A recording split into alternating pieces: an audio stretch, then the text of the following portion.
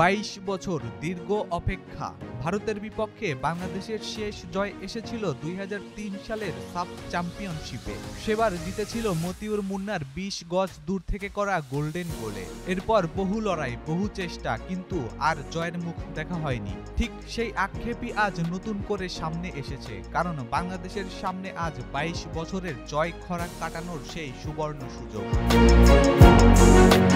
ভারতের বিপক্ষে পরিসংখ্যান বাংলাদেশের জন্য মোটেও সুখস্মৃতি নয়। ফুটবল ইতিহাসে ভারত বাংলাদেশ মুখোমুখি হয়েছে 29 বার। এর মধ্যে ভারত জিতেছে 13টি আর বাংলাদেশ জিতেছে মাত্র 3টি। বাকি 13টি ম্যাচ ড্রয়ের মাধ্যমে শেষ হয়েছে। সবশেষ ভারতের মাটিতেও গোল শূন্য ড্র করেছিল বাংলাদেশ। এএফসি এশিয়ান কাপে মূল পর্বের খেলার সম্ভাবনা শেষ হয়েছে আগেই। তবুও আনুষ্ঠানিক এই ম্যাচ নিয়ে যে আগ্রহের কমতি নেই। খাতা কলমের হিসাব পেরিয়ে ভারতের বিপক্ষে এই 90 মিনিট যেন ভিন্ন কিছু।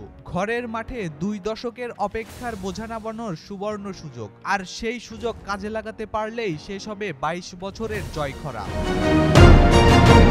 অতীতের যে কোনো সময়ের চেয়ে বাংলাদেশ এখন বেশি শক্তিশালী। দক্ষিণ এশিয়ার সবচেয়ে বড় তারকা হামজা চৌধুরী এখন লাল সবুজের জার্সিতে। দলে যুক্ত হয়েছেন সামিত সোম, কিউবা মিচেল, জায়ান আহমেদের মতো প্রতিভাবান ফুটবলার। দলে আছে পরীক্ষিত ফুটবলার জামাল ভুঁইয়া, তারিক গাজী, তপু বর্মনরা। সব মিলিয়ে বাংলাদেশ এখন অনেক বেশি পরিণত একটি দল। ভারতের বিপক্ষে ডিফেন্স, মিডফিল্ড আর আক্রমণ ভাগের রসায়ন ঠিক হলেই আসতে পারে জয়। আজকের 90 মিনিটে ঘুষতে পারে 22 বছরের আক্ষেপ। তাই হারানোর কিছু না থাকা ম্যাচেও বাংলাদেশ পেতে পারে অনেক কিছু।